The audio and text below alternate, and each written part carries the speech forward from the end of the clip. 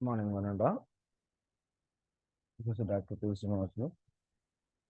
Welcome to the video lecture series of signals and systems. Today, we are going to discuss about introduction to signals and systems. First of all, what is a signal? Signal contains information. It's a function of one or more independent variables. So, it contains some information. Usually, in this subject, signal systems, we are not going with more independent variable. We are going with only one independent variable. So signal is a function of time. It contains some information. It is the simple definition of a signal. The examples for this signal is we are using in day-to-day life electrical voltage, the current, radio signal, mobile signal, TV signal, computer signals. These are all our examples for in day-to-day life around us, whatever we are seeing the signals. And these are all our electrical signals. Suppose if you see non-electrical signals, sound signal, pressure signal, these are all under category of non-electrical signal. So whatever the non-electrical signals we have, by using the appropriate sensor, we are going to convert into electrical signal. The sensor it converts energy from one form to another form. Here, the output must be in electrical in nature. Then it is we are going to call it a sensor. It is a definition of a signal. Next, coming for the definition of system. System is a set of elements are connected together to it is going to be perform some operation on the signal. So set of elements are functional blocks are connected together, and whenever if you apply input for that system in the output, we are going to get some modification or it is going to perform some operation on the signal is called system. So our best example for system is for electronic students. We know about amplifier, we know about filters. Best examples. So you know amplifier. Amplifier means it converts weak signal into strength signal. Here weak signal means it has some less amplitude signal. And if you see at the output, without changing its frequency, we are going to get more output. In the lab also, we are going to see for in the next semester, we are going to get in the lab also about amplifier. Next, filters also. Filter is also a frequency selective device, which selectively it allows the frequencies and selectively it rejects the frequencies. These are the best known examples of system.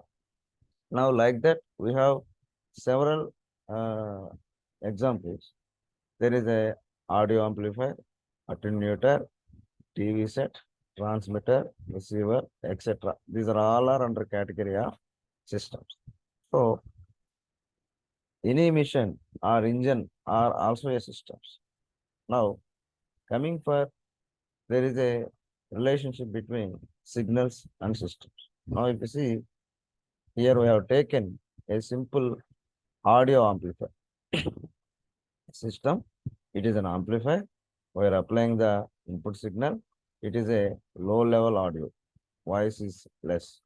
Now, if you see the output, we are going to get more amplitude, high level audio. It is the best example for relation between system and signal. So, and then we are going to see classification of signals. Basically, the signals are classified into two types. One is continuous time signals, another one is discrete time signals. You know, continuous time signal means we if you signal any signal, we are going to write in mathematical form.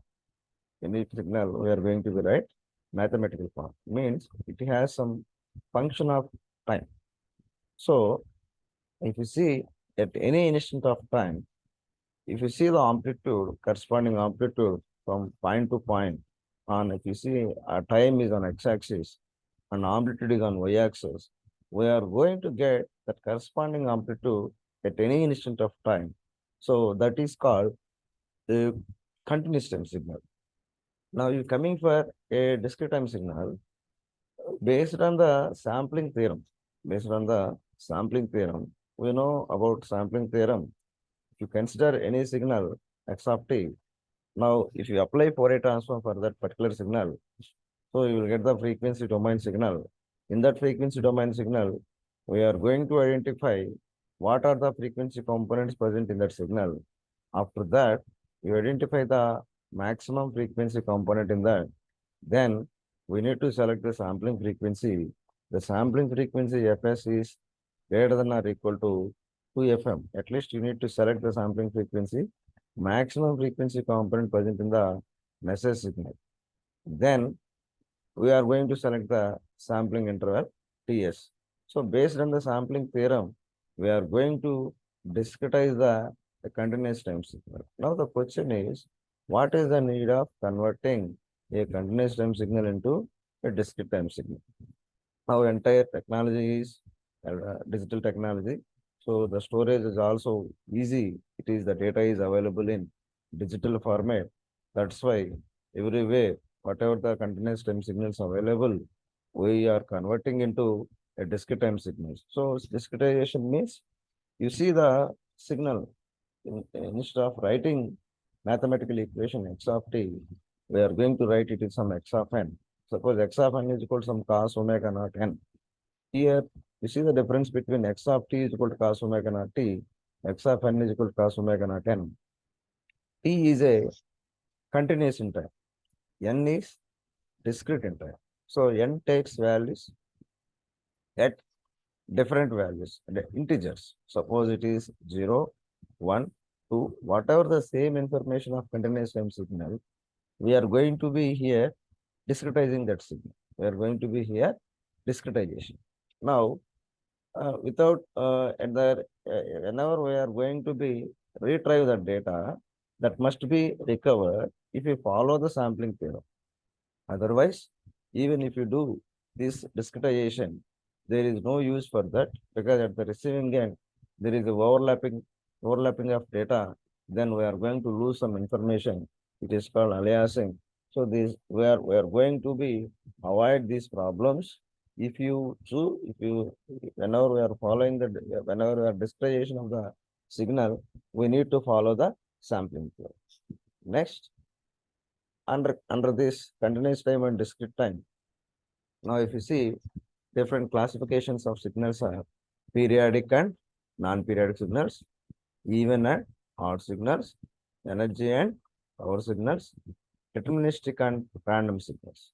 Now, first one is, what is the periodic signal and non-periodic signal? First of all, you see, what is the continuous time signal and discrete time signal? By seeing this diagram itself, we can easily understand. You see the continuous time signal, it is simply an exponentially decaying signal. On x-axis, we are considering the time t. On y-axis, it is an amplitude.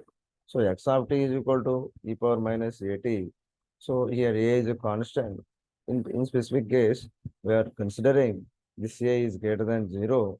And if you see different values of t, if you substitute different values of t, here the meaning is time t takes any value. Time t takes any value from 0 to infinity. It is the idea here.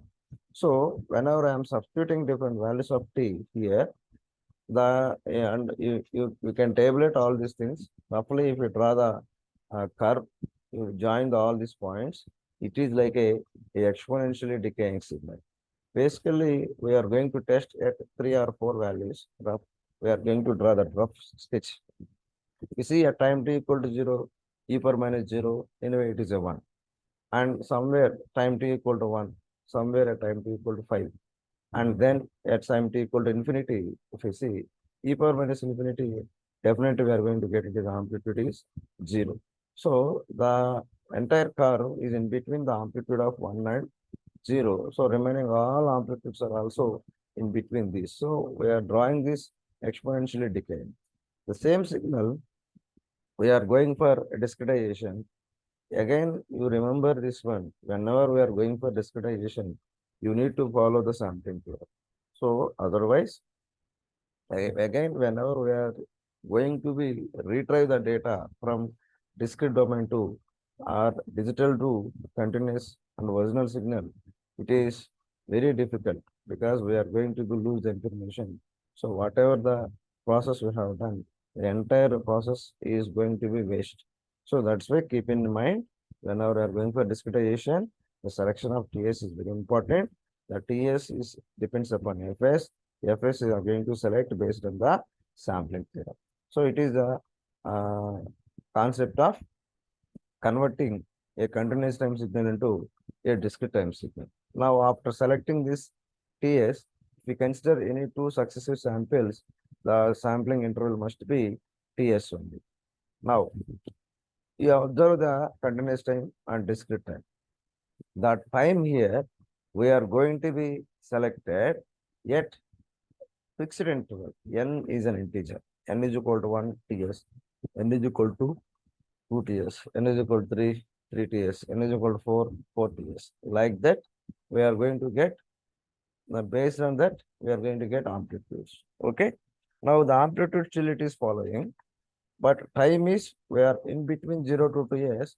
We are not going to get. So it is an exact case. X of t is an exact case. This discrete time case is an approximation case. So in the time we are going for approximation. And then after the converting again, if you want to convert it to digital, you need to go for in y-axis also quantization. So here also we are going for approximation. So whenever we are going for approximation, compare with the continuous time signal, a discrete time signal is some approximated signal. So it is about brief idea about what is a continuous time signal, what is a discrete time signal. Okay. Now we are going to stop this class. We will see in the next class.